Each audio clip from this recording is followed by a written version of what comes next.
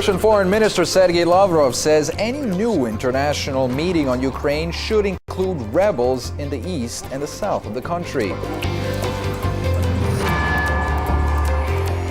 U.S. Secretary of State John Kerry threatens Russia with broader sanctions if Moscow interferes in Ukraine's upcoming presidential polls. And Israeli occupation forces attack Palestinian worshippers at Al-Aqsa Mosque.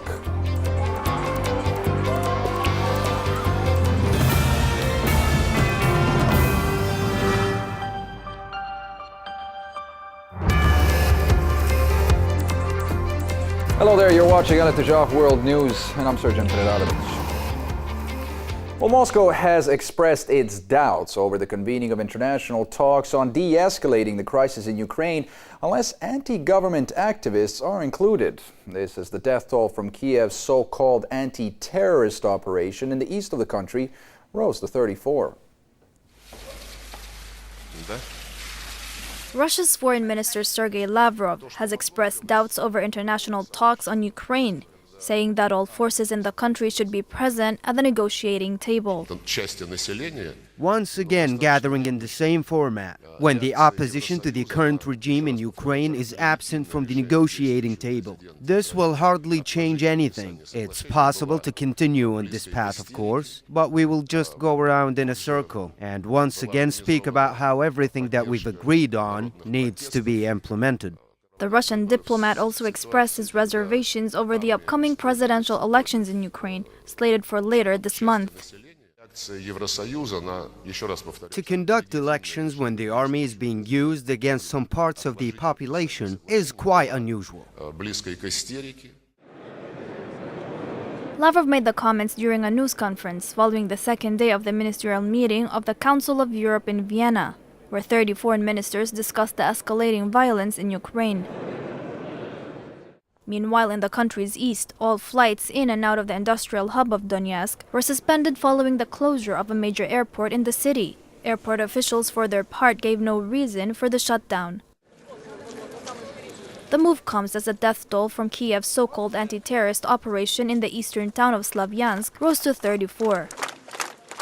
According to the Ukrainian Interior Ministry, 4 military personnel were killed and 20 others wounded. The Interior Minister also added that another of their helicopters was shot down near Slavyansk on Monday, the third since the assault began last week. Fighting, however, had not yet reached the town's center, but basic food and other items were running increasingly short, with locals having scattered tree trunks and tires across the streets to slow any army advances. With the violence and divisions deepening in Ukraine, many fear that the country is on the brink of a civil war. Meanwhile, U.S. Secretary of State John Kerry warned that the U.S. and the EU are ready to implement further sanctions against Russia if it interferes with the upcoming presidential elections in Ukraine. Secretary Kerry held a joint press conference with EU Foreign Policy Chief Catherine Ashton in Washington. For her part, Ashton said that the EU wants to see Russia join the West in ending the Ukraine crisis through a political solution. As President Obama has made clear, if Russian elements continue to sabotage the democratic process and prevent Ukraine from holding a free and fair election 19 days from now on the 25th, then we stand ready to implement additional sanctions. And the we is Europe and the United States together.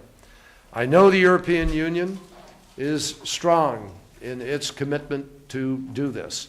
Latest news of the great concern that we have from the illegal actions by armed separatist groups is, of course, the foremost of our attention. We want to see Russia join in the call to see an immediate end to these actions. And that is very much, as you said, in line with the discussions we had in Geneva, where we talked practically for 7 hours. We talked about what this meant. There was no vagueness. There was absolute clarity in what we were trying to do, to try and find ways to begin the de-escalation. And we will continue, as the European Union, to engage fully in seeking a political solution and to stay fully behind what we said in Geneva and to find ways that we can see the implementation done by everyone. Well, pro-Russian activists in the eastern Ukrainian region of Donetsk have pledged to hold a referendum over the region's future status on May 11th. The activists, who are seeking greater autonomy from Kiev, have informed locals that they are continuing the process of forming election commissions and that the referendum would be held in each regional locality. The group also added that enough ballot papers had already been printed to hold the vote on Sunday.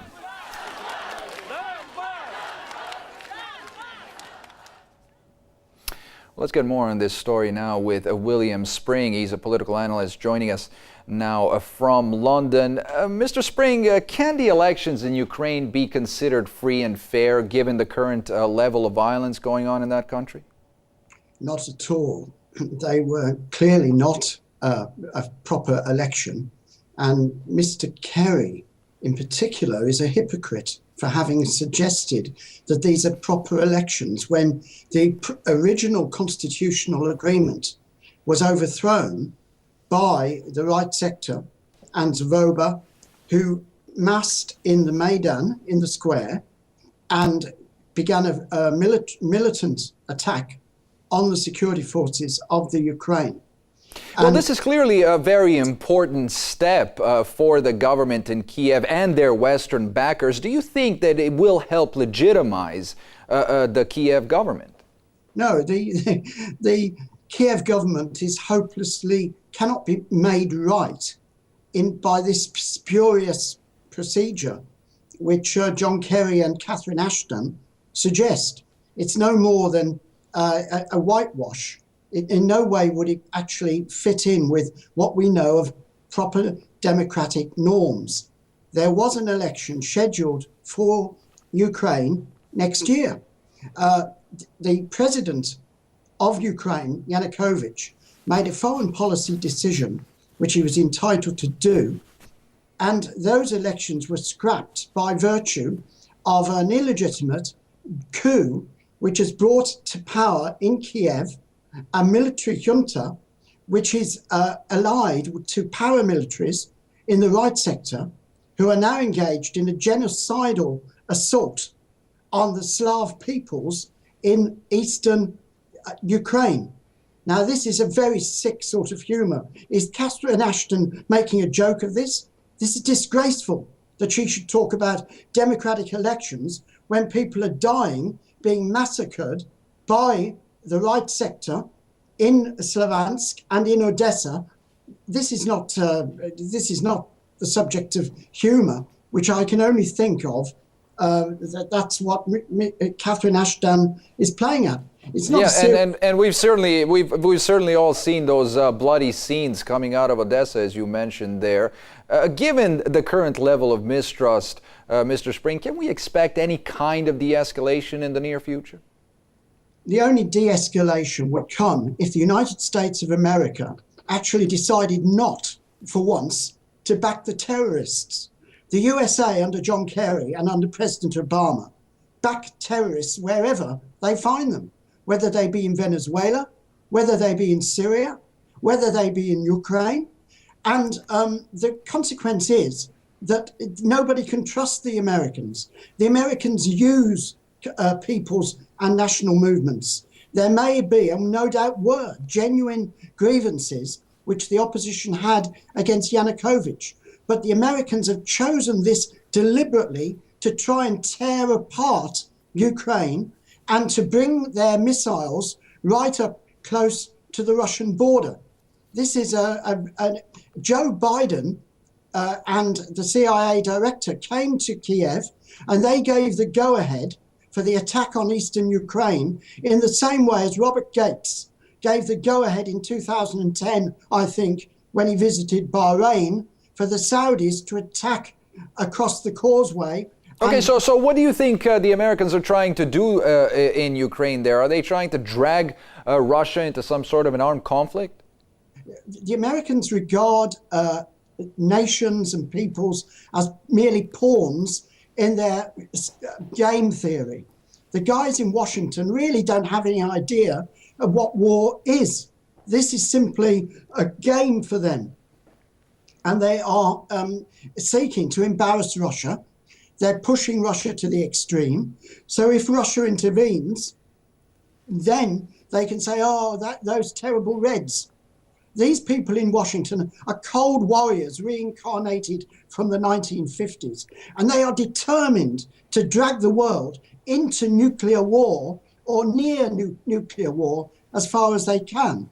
And that is really irresponsible behavior. Okay, so the big question then is, can the West contain or confront today's Russia?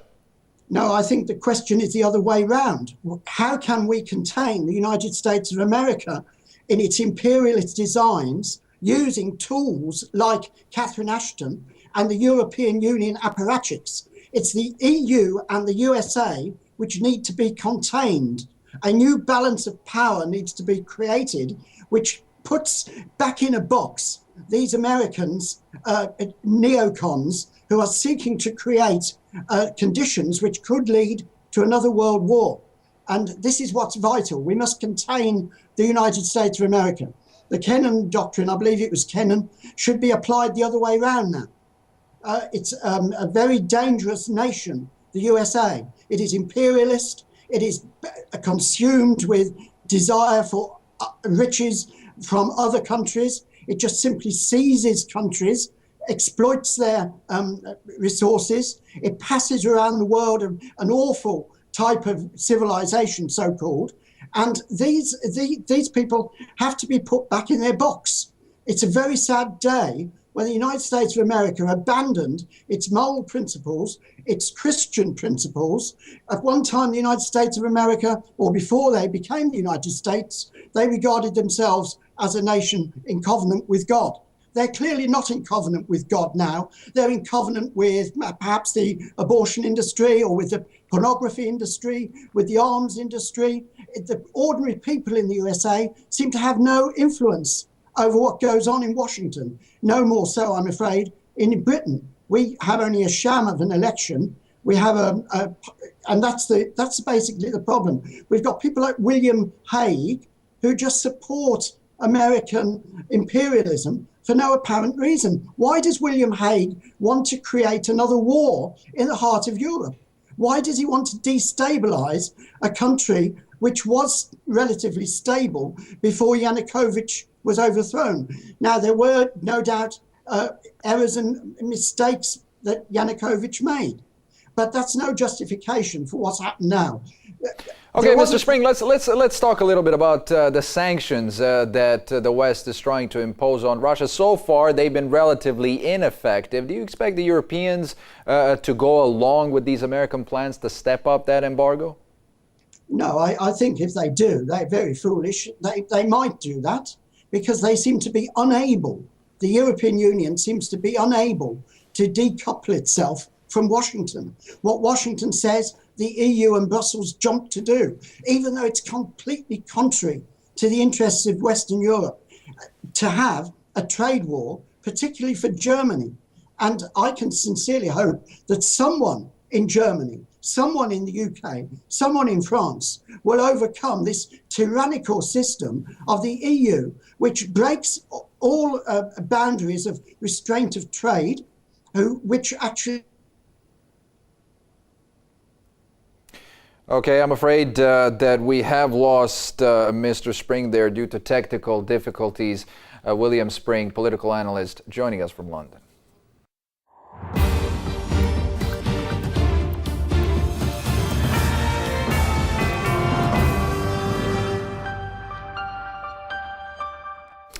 Moving on to some other news now, and Israeli occupation forces have attacked Palestinian worshippers trying to enter the Holy Al-Aqsa Mosque and made numerous arrests after imposing access restrictions on the compound in the city of Al-Quds. 66 years on, the Israeli entity is repeating history. Israeli occupation forces attacked Palestinian Muslim worshippers who were trying to enter the Holy Al-Aqsa Mosque in the city of Al-Quds, also known as Jerusalem, to perform noon prayers. Zionist forces used rubber bullets, tear gas and stun grenades to disperse Palestinians who had gathered outside the compound despite an Israeli-imposed age restriction, which prohibits Palestinian men under the age of 50 and women of all ages from entering the mosque. At least 15 people were injured, including one woman, in the Israeli-perpetrated violence. Meanwhile, an extremist settler stabbed a Palestinian man, inflicting severe wounds. Israeli occupation forces also made numerous arrests, including the imam of a Jaffa mosque who was among the worshippers. Earlier, at least 62 Jewish settlers stormed the Al-Aqsa Mosque under the protection of Israeli forces. More settlers are expected to enter the holy compound. As tensions at the site were running high, thousands of Palestinians marched on Al-Aqsa Mosque's doorstep from the city of Al-Jalil to protest against the Israeli occupation and demand the right to return, coinciding with the 66th anniversary of the creation of the Israeli entity on occupied Palestinian land. Well, fierce clashes between rival militant groups in eastern Syria have killed at least 160 people in over a week of infighting, despite calls from the al-Qaeda chief Ayman al-Zawahiri for a ceasefire. Deadly clashes between al-Qaeda's Syrian branch, the al-Nusra Front, and the Islamic State of Iraq and the Levant ISIL have prompted 60,000 people to flee their hometowns in the oil-rich Deir ez-Zor province.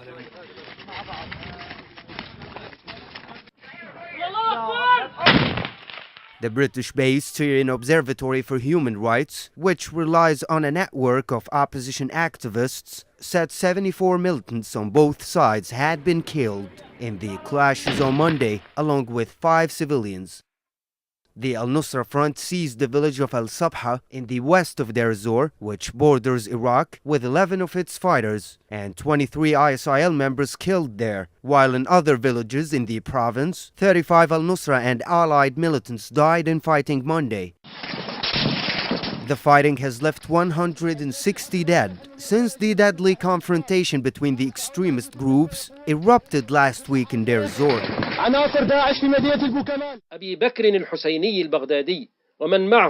The two militant groups have continued to clash despite a call from al-Qaeda chief Ayman al-Zawahiri for an end to the hostilities. However, in a response to Zawahiri's call, the al-Nusra Front said it would stop fighting ISIL if the group ended its attacks.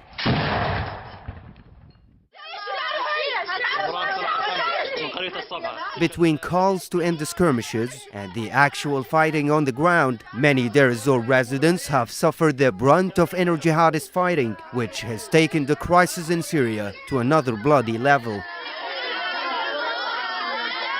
A video posted online purportedly shows civilians executed by ISIL Takfiri militants.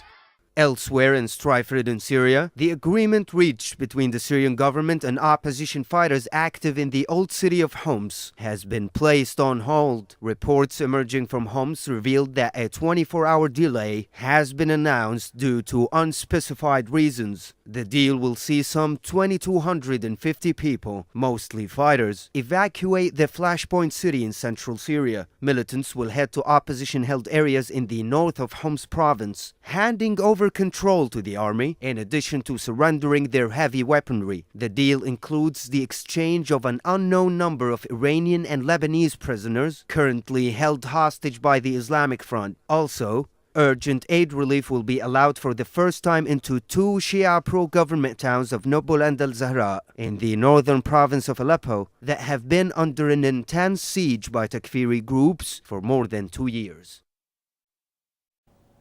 Well, in a show of support for President Bashar al-Assad's government, Russia plans to deliver the first batch of Yak-130 combat jets to Syria by the end of this year.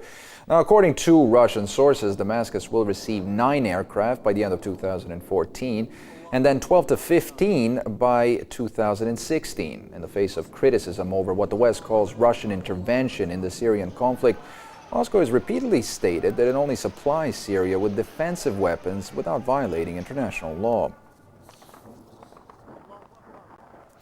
Saudi Arabia's Interior Ministry announced that it had dismantled a terrorist group which was plotting attacks against government installations and foreign interests in the kingdom. According to a ministry statement, authorities detained 62 suspects, the majority of whom were Saudis. 3 foreigners were also among those arrested, including a Palestinian, Yemeni, and Pakistani nationals. The statement added that the suspects had links to militant groups in Syria and Yemen.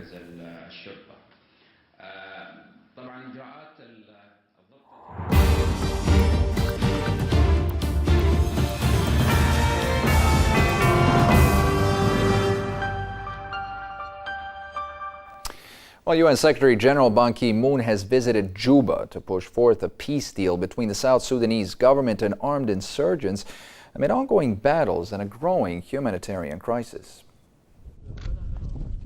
The skeletons of South Sudan's short yet gory history are not hidden in its closet, but are decomposing here under the scorching sun in the middle of the African desert. As the conflict ravages in South Sudan, where government troops are battling insurgents loyal to former Vice President Riek Machar, the humanitarian crisis in the three-year-old nation is taking a turn for the worse. To demand an immediate halt to the savage fighting, UN Secretary General Ban Ki-moon landed in Juba, having last been there in 2011 following its secession from Sudan and witnessing the drastic change from celebrations to this. A UN statement read, "The Secretary General has repeatedly called on the leaders to find a political solution and to put an immediate end to the violence which has led to the suffering of so many innocent civilians." Ban has met with President Salva Kiir to call for a ceasefire across the country. Visiting UN bases sheltering tens of thousands of refugees, which have come under attack during the clashes, was also on Ban's program on his one-day trip to South Sudan. Even though the US has threatened to impose sanctions against the warring sides, deadly battles have continued to wreak havoc near the northern town of Bentiu, capital of the oil-producing Unity State. The government claims that it has control of the town center, but has confirmed that fighting has erupted around Bentiu. More than 1 million people have been displaced and thousands killed so far. There are so many bodies scattered across the war zone that no one has even bothered to bury. Cries of warning that famine and genocide could hit the war-torn country have echoed across the desert region, yet the ricocheting gunfire has been the only response. You're with Al Tijah World News, still to come on tonight's program. Thailand's premier faces allegations of abuse of power.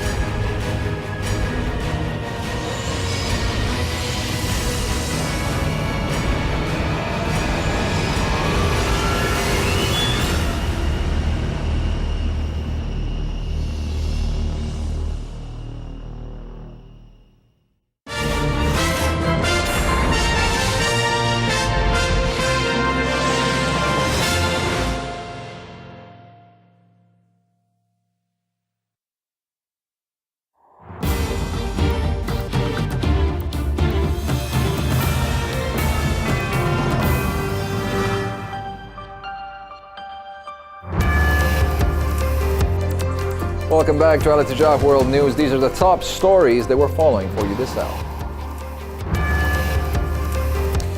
Russian Foreign Minister Sergei Lavrov says any new international meeting on Ukraine should include rebels in the east and south of the country. U.S. Secretary of State John Kerry threatens Russia with broader sanctions if Moscow interferes in Ukraine's upcoming presidential polls. And Israeli occupation forces attack Palestinian worshippers at Al-Aqsa Mosque.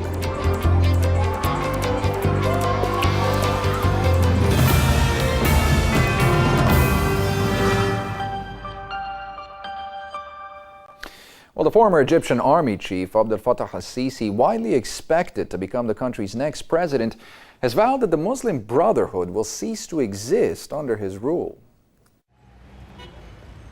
As Egyptians prepare to head to the polls in the coming weeks, the man widely expected to claim the country's top job kicked off his presidential campaign with a heated interview late Monday.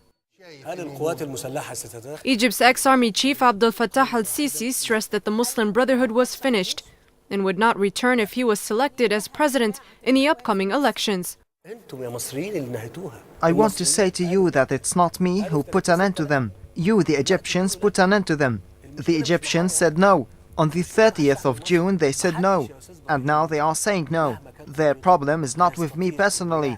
The problem is with the Egyptian people. No one, no matter how powerful he may be, can take steps that the Egyptian people do not agree with.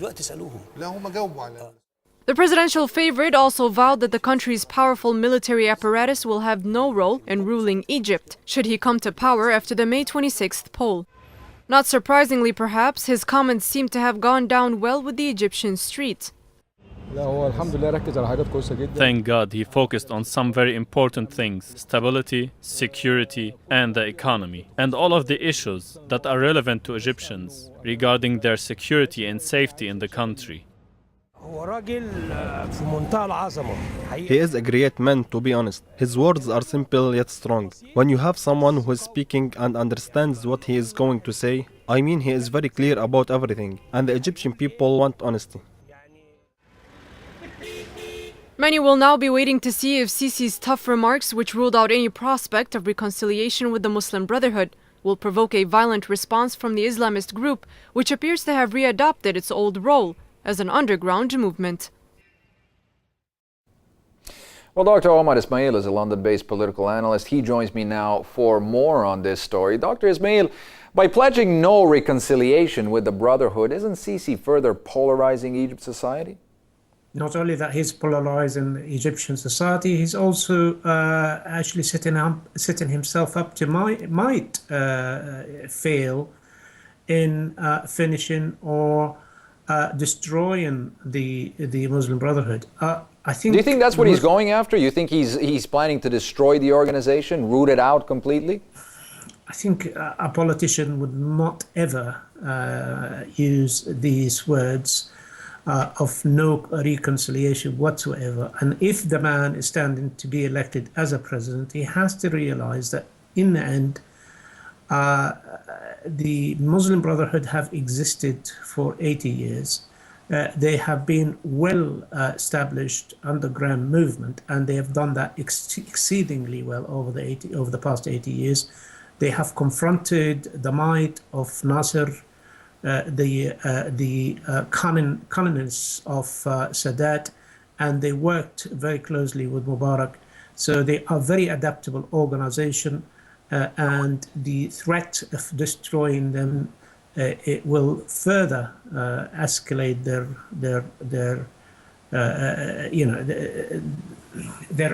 Yeah, but the crackdown against them, Dr. Ismail, has perhaps never been as bloody as it has over the last couple of months. What does that tell us about how Sisi plans to govern Egypt?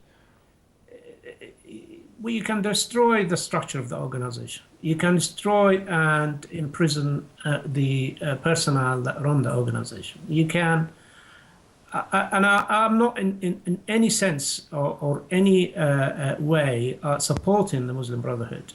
But I'm looking at it from a completely different standpoint. This is an ideology that has been enshrined in the conscience of the Egyptian people. When the state was totally absent and unable to provide a decent services to its people, the Muslim Brotherhood have been able to fill that gap and did it very well. So it has established itself, and I think using pure naked force to destroy an ideology, I don't think it will succeed. Just look at the example that where Reagan started his dismantling of the Soviet Union. The ideology of the communism still exists, and it has not disappeared. Maybe communist countries are no longer a majority in the Soviet Union states or previous states. Yeah, okay, if you don't mind, Dr. Ismail, I'd like to come back to Egypt for a moment. Sisi says I'm just that, drawing an analogy. Yeah, I understand. Just to come back to what Abdel Fattah al-Sisi was saying about the Egyptian people wanting to see the Brotherhood gone. Do you agree with that? I'm not sure which Egyptian people you talk to. If you talk to the people that have received support from the Muslim Brotherhood, of course they will support the Muslim Brotherhood. You see, really, any incoming president will have to look as to why the Muslim Brotherhood has been successful over the past 80 years and listen and learn a lesson from that. provide the service that people want, provide a decent standard of living that people want, provide the reasonable and good education that actually drive people away from this madness of terrorism and that has polarization that has actually gripped Egypt over the past 3 years. The state has left the battlefield completely at the hand of those who do not represent Islam, do not represent the Egyptian, and then they only got themselves to blame, the Egyptian government, previous governments, because they have also invited the Muslim Brotherhood. Mubarak did, used them.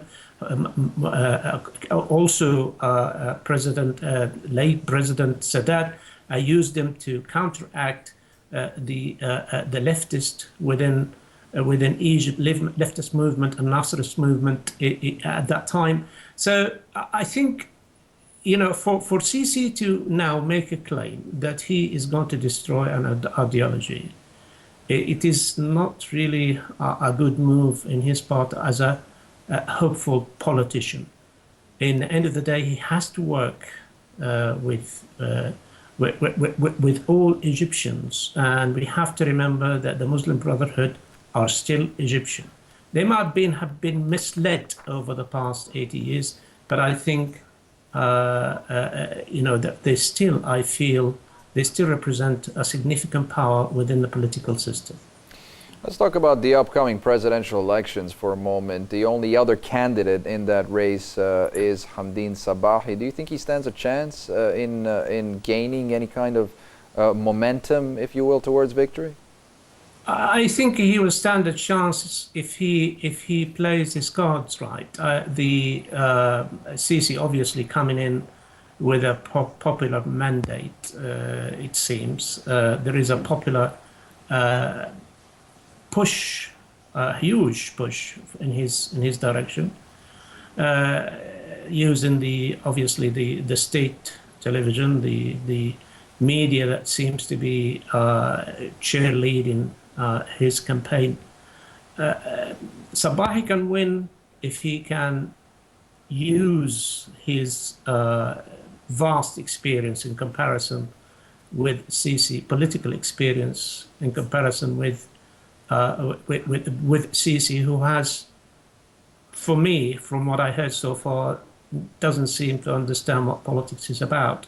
My fear is that if Sisi comes in, and we've heard what he said on Monday, that it seems that the power is the naked power. It is the main weapon for him. No demonstration. No demonstration, because it does cause instability, and I think I will question his commitment to democracy. We've heard given that question mark over his commitment to democracy, can we expect these elections to be free and fair? Very good question. I think it would have to be free and fair.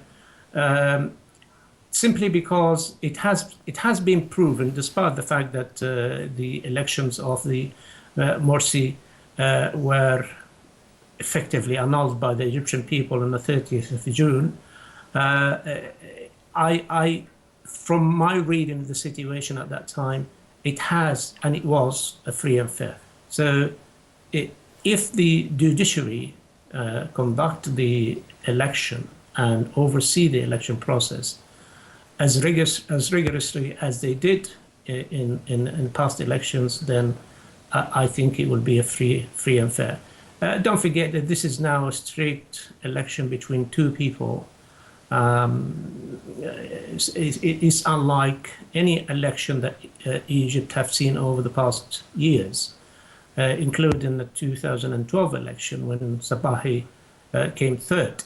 So I feel that Sabahi's chance of winning would be in how approachable he is and what language would he use, especially with youth, especially with those who have been undermined over the past years, with those who have lost so much and gained nothing. my sort of reading the situation with Sisi, that he seems to think that winning the election and you do the work, there is no vision. I haven't seen any vision. I haven't seen any sort of a direction that Sisi would like to take the country to improve the standard of living, the education, the health, every service factor that the Egyptian electorate would like to see improving.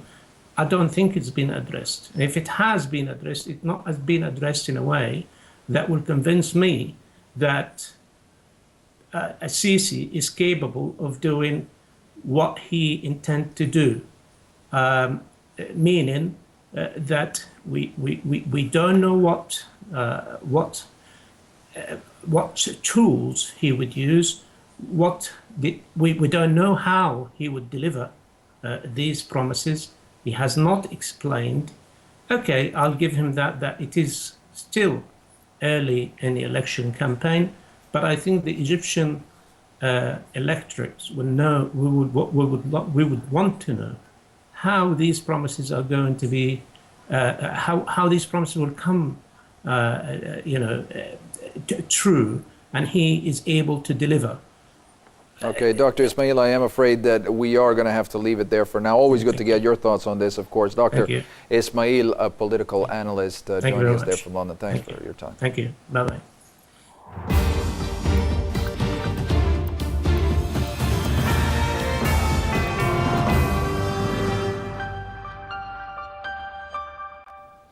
Well, at least 8 people were reported killed in separate bomb attacks and shootings across Iraq.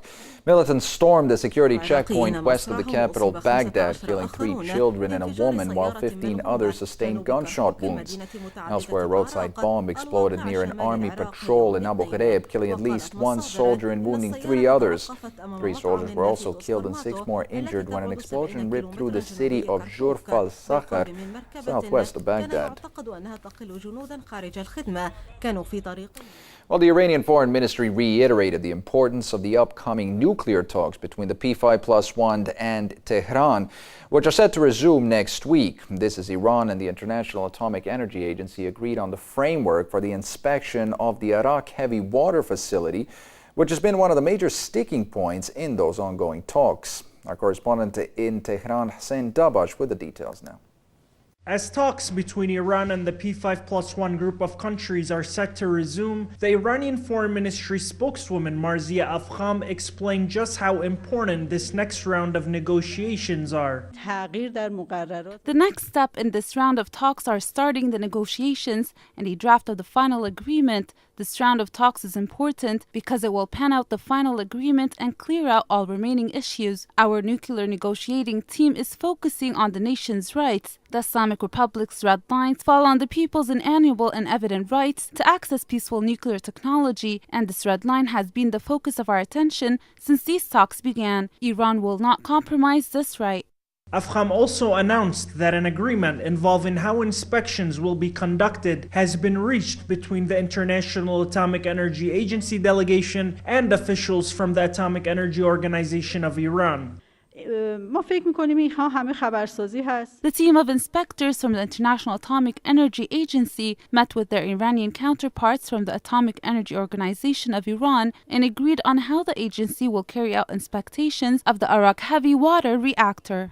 The IAEA team of inspectors arrived in the Iranian capital Tehran on Monday to hold talks on the Arak heavy water reactor located in the Markazi or central province of Iran, and to visit other sites including the Sagand uranium mine and the Ardakan yellow cake concentration plant. Their visit comes in line with an agreement signed by the IAEA and the Islamic Republic back in November 2013. Tuesday's developments come ahead of a new round of talks between Iran and the P5+1 group of countries, which are set to resume on Wednesday in New York. Iranian Foreign Minister Mohammad Javad Zarif on Monday warned that a final solution can only be achieved if the other side showed goodwill in the talks. Talks between Iran and the P5+1 group of countries have been ongoing for a decade now. The West has accused Iran of building a clandestine nuclear energy program, an allegation Tehran vehemently denies. Last November, the two sides reached a historic 6-month interim accord dubbed the Joint Plan of Action. Under the deal, Iran agreed to voluntarily halt some of its nuclear energy work in return for partial sanctions relief. Less than 3 months remain in the lifespan of the interim agreement. Now, many observers feel that Tehran has done its part of the bargain in these ongoing talks, and it's now time for the other side to show its goodwill. Reporting for AEE TV, Hussein Dabash, Tehran. Well, Iran's annual oil and gas fair opened in the capital Tehran with 600 foreign companies seeking to position themselves for a return to large-scale operations in the country if international sanctions are lifted. Since an international agreement over the Islamic Republic's nuclear program came into effect in January, Iran has been allowed to maintain its oil exports at around 1.2 million barrels per day, paving the way for investment and technology transfers with international oil companies. Iran and Pakistan have agreed to boost cooperation in a bid to enhance security along their border. The two neighboring countries announced the deal during a visit by Iran's Interior Minister to Islamabad. The visit comes ahead of Pakistani Prime Minister Nawaz Sharif's trip to Tehran.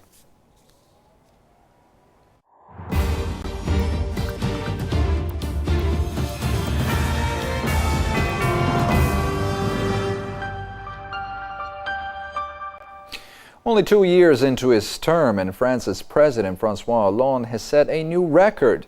The incumbent has become the country's most out-of-favor leader as his popularity hit a record low. Since he was elected 2 years ago, François Hollande's biggest problem has been unemployment. Countless job creation schemes later, it remains stubbornly high at 10%. Over 3 million people in France are out of work. Hollande himself has said he won't be able to run for a second term unless unemployment comes down. But growth remains weak at just 0.3%, and so Hollande has decided to act on the supply side, cutting corporate taxes. Je fixe un nouvel objectif. I am fixing a new target. By 2017, we will end family contributions for companies and the self-employed, which represent 30 billion euros of charges. Ça représente 30 milliards d'euros de charges. It's a pro-business shift that has alienated Hollande's left-wing electorate. Local elections in March this year were a disaster for the socialists. In response, Hollande appointed a new prime minister, Manuel Valls, whose unenviable job is to find 50 billion euros of savings over 3 years. Hollande has also had to deal with embarrassing scandals. Last year, his budget minister admitted to having an illegal offshore bank account and resigned in disgrace. The president himself got into hot water when his affair with actress Julie Gaillet became public. But there have been bright spots. The French intervention in Mali is seen as a success for Hollande despite strong opposition on the right. Terrorist groups have been weakened, they have sustained heavy losses. France will stay with you for as long as it takes. For the rest of his term, Hollande will have to deal with a reduced majority in parliament, and his economic room for manoeuvre is close to zero. France has to reduce its deficit to 3% of GDP by the end of next year or risk trouble with the EU. That means François Hollande's greatest challenges may still lie ahead. Well, Thailand's Constitutional Court announced that it would hand down its final ruling tomorrow on whether to dismiss Prime Minister Yingluck Shinawatra from office after she appeared in court on charges of abuse of power. Thailand's Constitutional Court has announced that it will rule in an abuse of power case against Prime Minister Yingluck Shinawatra on May 7, with a guilty verdict likely to force her from office and possibly bring her supporters onto the streets. Fears are high that the verdict could lead to a violent confrontation with anti-government groups who have been protesting in the capital Bangkok for 6 months in a bid to topple the embattled Prime Minister. Anti-government protesters also disrupted a general election in February that Yingluck had been expected to win. Yingluck has defended herself in court against a charge relating to her transfer of National Security Council Chief Thawil Pulansri in 2011, which opponents say was designed to benefit her Pure Thai party. I did not interfere in the decision process, which should be for the benefit of the land. I have never benefited from any transfer of civil servants. The Prime Minister also faces corruption charges over a state rice buying scheme that was allegedly riddled with corruption and has caused huge losses. A guilty verdict will force Yingluck from office, in addition to facing a 5-year ban from politics. Meanwhile, proposals by opposition leader Abhisit Jajiva for a delay to a general election planned for July to allow time for political and analytical reforms have been rejected by both the Pure Thai party and leaders of anti-government movement, bringing efforts to end the prolonged political crisis to a dead end. A video released by Nigeria's Boko Haram leader in which he claims responsibility for the kidnapping of hundreds of Nigerian students has sparked an international outcry as fears grow over the fate of the girls who the militia have threatened to sell on the black market. The story of nearly 300 girls kidnapped from their school is gradually developing into a true human tragedy. Now the abductors have unveiled their intentions. The 276 Nigerian students are being subjected to a medieval form of slavery. Each one of those girls could be sold on the black market like any other commodity. The reason for the abduction, according to the Boko Haram militia, is that the girls were receiving a forbidden education. Western education should fold up. I abducted your girls. I will sell them in the market. The blatant statement sparked an international uproar. The fate of the girls is now unpredictable. Some reports are suggesting that they have been smuggled into neighboring countries and traded for no more than $12. Well, we're offering practical help. What has happened here, that the actions of Boko Haram in using girls as the spoils of war, the spoils of terrorism, is disgusting, it is immoral. It should show everybody across the world that they should not give any support to such a vile organization. Washington, meanwhile, revealed that intelligence coordination efforts have been launched with the Nigerian government to determine the whereabouts of the teenagers, asserting that the situation is being monitored closely. We view what has happened there as an outrage and a terrible tragedy. The President has been briefed several times, and his national security team continues to monitor the situation there closely. The State Department has been in regular touch with the Nigerian government about what we might do to help support its efforts to find and free these young women. International efforts are expected to reach their peak as the World Economic Forum convenes in the Nigerian capital Abuja on Wednesday. The summit is expected to be overshadowed by this tragedy amid fears of a fresh insurgent attacks, the latest of which came on Monday when scores of Boko Haram militiamen ran amok in a northern town, killing many people and inflicting massive destruction to properties. Well, those are all the stories we have for you tonight, but before we go, here's a recap of our top headlines. Russian Foreign Minister Sergei Lavrov says any new international meeting on Ukraine should include rebels in the east and south of the country. The U.S. Secretary of State John Kerry threatens Russia with broader sanctions if Moscow interferes in Ukraine's upcoming presidential polls. And Israeli occupation forces attack Palestinian worshippers at Al-Aqsa Mosque.